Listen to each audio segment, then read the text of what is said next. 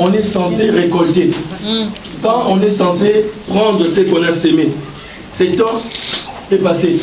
Il y a un temps pour s'aimer. L'Ecclésiaste avait dit, il y a un temps pour récolter. Tout se fait dans les temps. Le Seigneur a créé dans les temps. Il y a un temps où il a appelé à être, il y a un temps où il a appelé à disparaître. Alléluia. Amen. Alors le prophète était assis et une révélation, et la révélation lui faisait voir que Jérusalem, le peuple de Dieu, Israël, le peuple de Dieu, il a beaucoup sémé, il a beaucoup investi, il a beaucoup amené dans la maison de Dieu, dans le travail de Dieu. Mais il y a une période où, après avoir amené, il attendait qu'il puisse récolter. Cette période vient avant l'été, parce que l'été amène la chaleur. L'été, c'est le temps des récoltes, même ici en Mauritanie. Je vous parle même techniquement, comme je suis dans la food security, dans la sécurité alimentaire. Donc l'été, c'est le temps où tu récoltes, c'est le temps où tu commences à consommer, tu commences à vendre. Mais nous sommes arrivés à l'été, on n'a rien récolté. On est arrivé à l'été, puisqu'on n'a rien récolté, on n'a rien à pouvoir vendre. Alléluia. Amen. Il y a des gens qui continuent à vivre normalement. Il a passé 11 mois, il n'a pas vu la main de Dieu dans sa vie, ni sur le plan spirituel, ni sur le plan moral, ni sur le plan professionnel, ni sur le plan matériel, ni sur le plan financier, mais il continue à vivre normalement. Je ne suis pas en train de prêcher à quelqu'un qu'il puisse condamner Dieu. Parce que je l'ai dit au début en ces lieux. Si nous n'avons rien eu, ce n'est pas à cause de Dieu, ce n'est pas à cause de ton voisin, ce n'est pas à cause de ses ministères, ce n'est pas à cause de ceux qui t'enseignent, c'est à cause de toi. Comment as-tu sémé pour espérer avoir la moisson?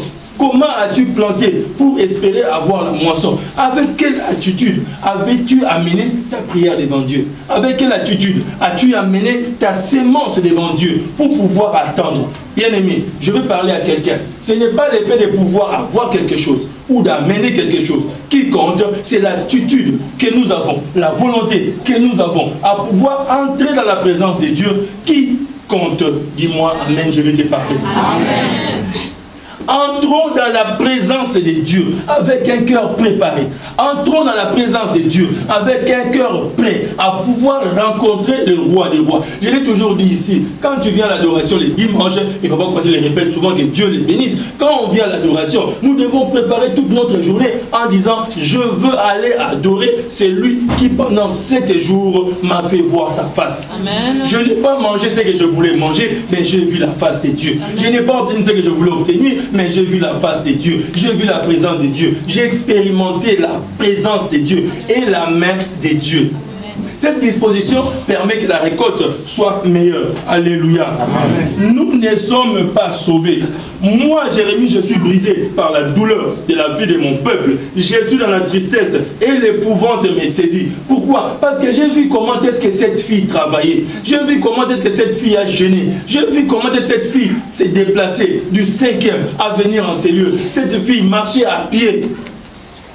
Cet homme a gêné pour les serviteurs de Dieu. Cet homme était présent pour mettre les chaises, pour informer. Je l'ai vu.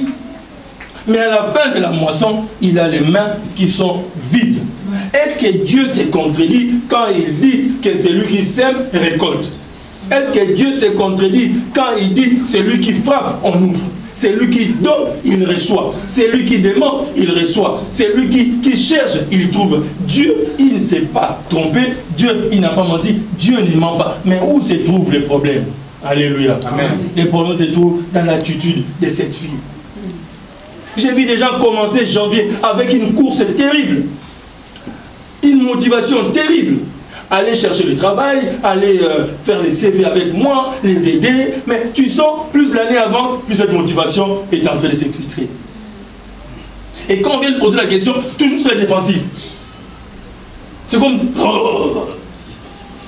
Et ça, c'est une attitude pour dire que je condamne Dieu. Alléluia. J'ai vu les gens en train de prier, être à la quarantaine, parce qu'il n'y avait pas quelque chose à faire les avant-midi. Mais après cela, on apprend des histoires. Il est en train de vivre en concubinage avec quelqu'un. Il a fabriqué un mariage quelque part. Il a fabriqué une femme quelque part. Il porte une alliance, on ne sait pas d'où ça sort. Alléluia. Amen. 40 000, 60 000 lui fait taper les nerfs. Mais Dieu, ce n'est pas 60 000. Amen. Dieu, ce n'est pas 40 000. Amen. Dieu, il voit plus que ça. Amen. Dieu, il veut te voir plus que ça. Dis plus que ça. Ne sois pas tenté. C'est là où tu dois aller à répandre. Seigneur, quand tu as commencé seulement à m'écréter avec les bénédictions, je me suis dit, je suis arrivé. Tu n'es pas arrivé, tu n'es pas arrivé. Dieu a plus que là où tu es. Dieu a plus que ce que tu as. Ce que tu as, c'est un signe. C'est un signe que les grandes choses sont en train d'arriver. Dis-moi amen. Si tu veux que je parle, dis Papa Israël, parle-moi. N'y a-t-il point de baume en Galate? N'y a-t-il point de médecin? Pourquoi la guérison de la fille de mon peuple ne s'opère-t-il pas? Les baumes, c'est les produits, j'ai déjà parlé de ça, les produits qu'on cherchait pour stériliser, pour guérir les plaies à l'intérieur, les plaies à l'extérieur. Quand j'ai parlé de l'alcool pendant les affermissements, les baumes font partie des produits qu'on a utilisés comme des antiseptiques, comme des guérissants, comme des cicatrisants. Alors, les prophètes posent la question, mais est-ce qu'il n'y a pas de baumes ici dans les pays pour que la fille de Jérusalem, et Papa Israël dit, les fils de Nouakchott aillent chercher à l'extérieur? Pendant que tu viens à l'adoration, tu as tes conseillers dehors. Tes conseillers qui te disent, et ils sont en train de prêcher, c'est parce qu'il a une Mercedes, lui il a une Mercedes, lui il a une maison, regarde là où tu es en train d'habiter, toi il ne s'occupe pas de toi. Tu as bien commencé avec des bons conseillers, comme Papa Kwasi, comme Papa Jean, mais tu te donnes des conseillers, des voyous spirituels qui te déroutent complètement. Amen. Alléluia. Amen. Les voyages que nous faisons, les voitures que nous avons, mais c'est lui qui te parle, est-ce qu'il sait d'où nous sommes venus avec? Même toi-même, tu sais, quelles sont les offrandes que... Prends ton offrande là, de chaque dimanche, multiplie ça par 4, c'est le mois. Multiplie ça par 12, c'est l'année. Multiplie ça par 70. Regarde si ça peut payer une Mercedes. Alléluia. Amen. Moi, je vais à Kankosa, moi, je vais à Kaedi, moi, je bouscule. Pas seulement moi, mais je fais travailler les enfants aussi. Je les engage, je leur donne des contrats. Alléluia. Parce que Dieu nous a dit, vous devez travailler et faites travailler vos enfants parce que vous êtes appelés dans ces pays à pouvoir témoigner, pas seulement avec la parole, mais par votre travail. Ta foi était grande. Ta foi commençait à faiblir le jour qu'on t'a dit, mais lui, regarde, n'est-ce pas qu'il est parti en France? Lui, il veut pas que toi tu parles en France. Ah! Alléluia. Amen. La blessure de ma fille. Est-ce qu'il n'y a pas dans ces ministères le gars, les baumes pour guérir cette blessure-là? Tu as eu cette blessure depuis le mois de juin. Tu as continué avec ça. Tu as continué avec ça. Papa Jean-Christophe, n'est-ce pas, j'ai marché à pied dans ces pays. Ma femme même, je l'ai mariée, elle est arrivée ici. Elle m'a trouvé, tu connais mon ketch là? Mon ketch bleu avec des fleurs. Ketch mon mystique bizarre. Un ketch troué ici. Alléluia. Amen. Elle m'a dit, mais pourquoi tu penses ça? J'ai dit, ici, il faut être humble. Quand on te voit avec le moukoto comme ça, on ne te donne pas le travail. Oh. Oui, donc moi aussi, j'ai reçu une flèche. Oui, les serpents, il m'a fléchetté.